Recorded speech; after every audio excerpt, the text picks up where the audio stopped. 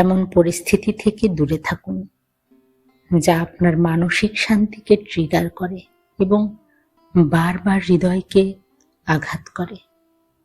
নিজেকে বারবার ভাঙার নাম ধৈর্য নয়, বরং নিজের প্রতি করা চরম অবহেলা।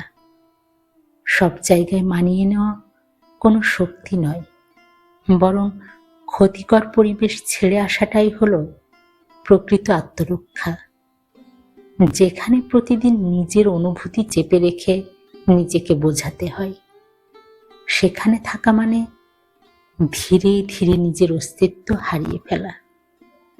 তাই স্বাধীনভাবে বাঁচতে চাইলে নিজের মানসিক শান্তিকে অগ্রাধিকার দিন, কারণ আপনি ভালো থাকলেই সব পরিস্থিতি সামলানো সম্ভব।